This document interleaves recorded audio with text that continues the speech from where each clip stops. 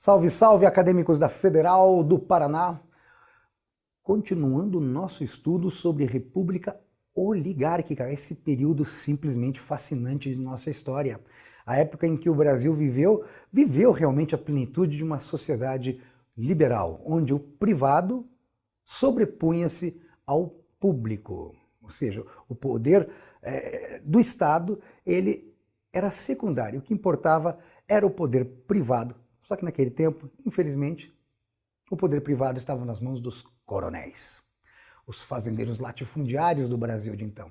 E isso vai acabar gerando revoltas, como nós já comentamos em outras questões, nós vimos revoltas que acontecem em Canudos, outras a gente já estudou, a gente sabe, acontece no contestado, aqui mesmo no Paraná e em Santa Catarina, revoltas camponesas que expressam justamente um estado de rebelião frente a esse estado de coisas, né? Ou seja, você tenta romper com esses grilhões que a República Oligárquica então acabava significando, dada a total hegemonia do poder dos fazendeiros, né?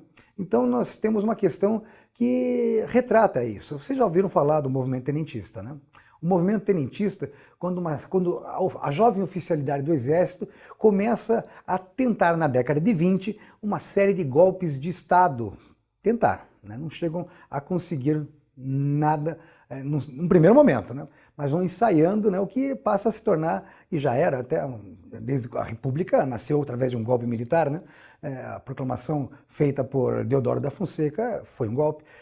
Então nós temos uma tradição então que essa questão revela para nós. Vamos lê-la então e vamos resolvê-la sobre o movimento tenentista. O movimento tenentista, uma questão da Universidade de Ribeirão Preto, que se manifestou na década de 1920. O que eles se propunham? Quais eram os objetivos deles? Vamos ver? A instauração do socialismo no Brasil? Epa! Você sabe que o Cavaleiro da Esperança foi o mais famoso comunista do Brasil de então, o capitão Luiz Carlos Prestes. Isso pode nos levar a um equívoco.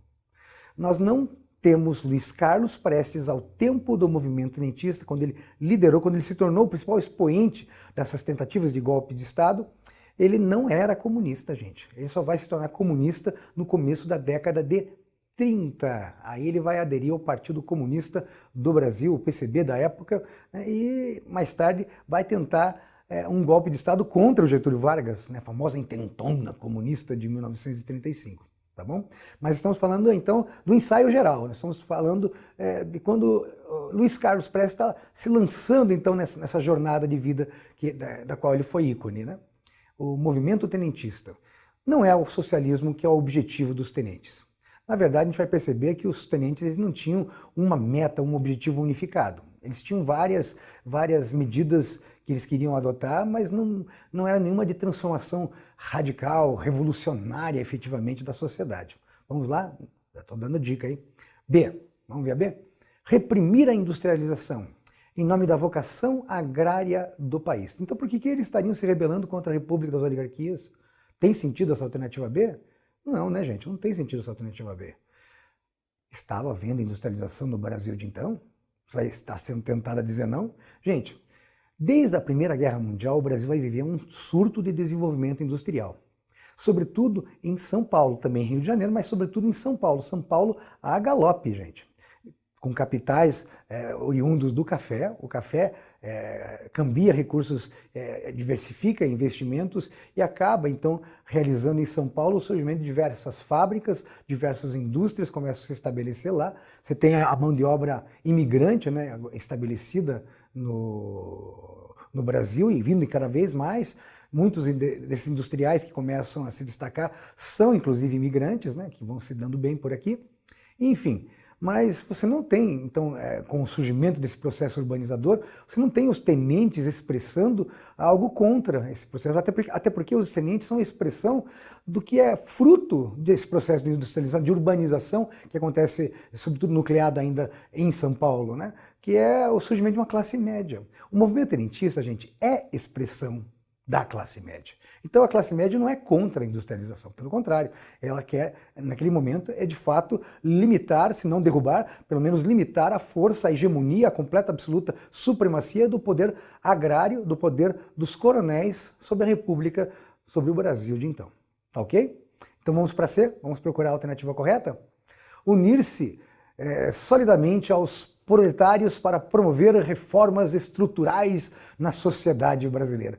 Aí, ó, mais uma medida que, como a A, mais uma alternativa que, como a A, parece querer nos levar àquela confusão que é perigosa, que nós estamos correndo risco, ainda mais nos tempos atuais, de colocar tudo em tábula rasa e achar que Luiz Carlos Prestes era comunista, então com certeza os tenentes eram comunistas, então eles queriam instalar o socialismo no Brasil, e se eles queriam instalar o socialismo no Brasil, eles queriam se unir solidariamente ao proletariado e promover reformas comunizantes, ou seja, nas estruturas, transformação das estruturas brasileiras. Não é por aí, gente. A gente tem que manter a objetividade, a serenidade, nós temos que manter a imparcialidade na hora da análise da nossa história. Então vamos continuar nesse caminho, buscando uma resposta objetiva sobre o movimento tenentista, indo para a alternativa D, que diz o seguinte: diminuir o poder das oligarquias agrárias, combater a corrupção generalizada, a fraude do sistema eleitoral manipulado pelo coronelismo. Vocês leram essa alternativa? Quer que eu leia de novo? Vou ler. Diminuir, esse é o objetivo do tenentismo, diminuir o poder das oligarquias agrárias, combater a corrupção generalizada e a fraude do sistema eleitoral manipulado pelo coronelismo? O que você acha? Só para tirar então a dúvida, vamos só olhar a última alternativa? Lançar a candidatura, não é? Lançar a candidatura de Luiz Carlos Prestes à presidência da República através do voto livre, secreto e universal. Gente, será que todo aquele movimento do qual Luiz Carlos Prestes vai ser um dos principais protagonistas, mas não foi o único, pelo amor de Deus, né? Tinham como objetivo simplesmente fazer dele presidente da República nos termos de um país que pelo menos votasse de forma livre, secreta e universal, porque não era na época. Naquela época você sabe que o voto de cabresto, controlado pelos coronéis em suas fazendas chamadas de currais eleitorais, já ouviu falar? Voto de cabresto, curral eleitoral, né? Então, se você estabelecesse um voto livre, secreto, universal, já seria um grande passo. Mas o objetivo era tão assim mecânico, tão frio, levar Luiz Carlos Prestes à presidência da República? Não, gente. Não, nós estamos de fato encontrando a alternativa como sendo a correta, a letra D.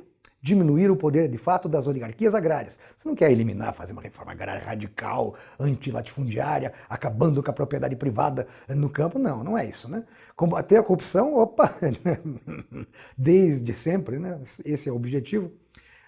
E a fraude do sistema eleitoral. Porque o voto, como falei para você naquela época, não era secreto, né? Ainda mais com os currais eleitorais mantidos com os eleitores à mercê dos fazendeiros, né? Porque eles viviam nas terras dos fazendeiros, então acabavam votando para não perder o emprego, né, nas fazendas, no que o coronel quisesse. Então isso de fato acabava tornando a democracia do Brasil na República Oligárquica bastante limitada. Então achamos a alternativa correta. Eles querem acabar com a manipulação dos coronéis sobre o sistema político de então, ali, a alternativa D.